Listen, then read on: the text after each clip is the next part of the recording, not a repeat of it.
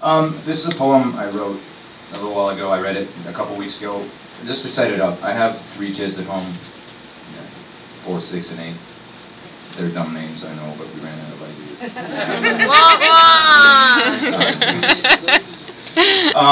So they were watching it.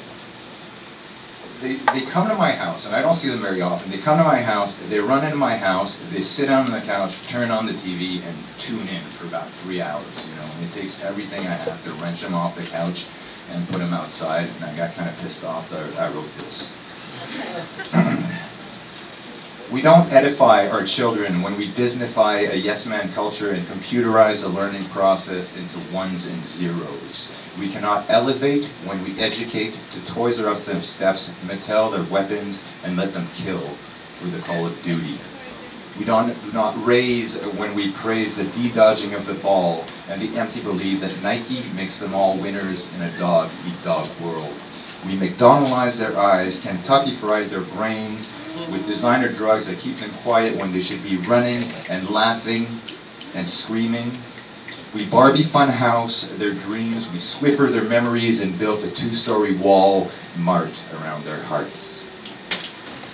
We Clone War their actions, outsource our parenting to Made in China games, and we new improved bleach their love for others for 3 easy payments of $19.95.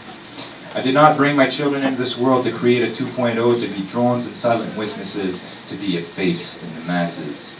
I do not want to cyber their sex. I do not want to Facebook their intimacy and send them in the world to play Survivor while Big Brother watches from behind a screen, hoping that the million will be won by creating an alliance with the biggest loser.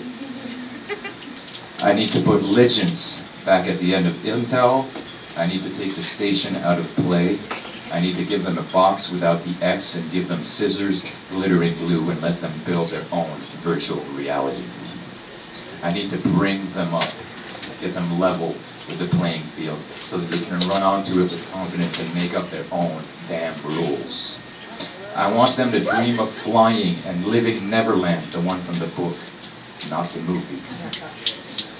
I want them to live in hobbit houses and build 10-story skyscrapers out of milk crates. They need to understand that friendship does not begin with a Google search and end with a click of a mouse.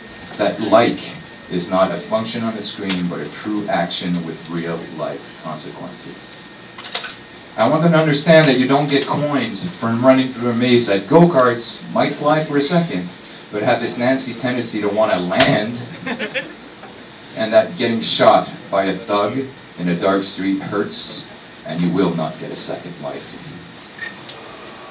And I can't divulge wisdom if I indulge their ego to where it shadows their dignity and their true knowledge of self.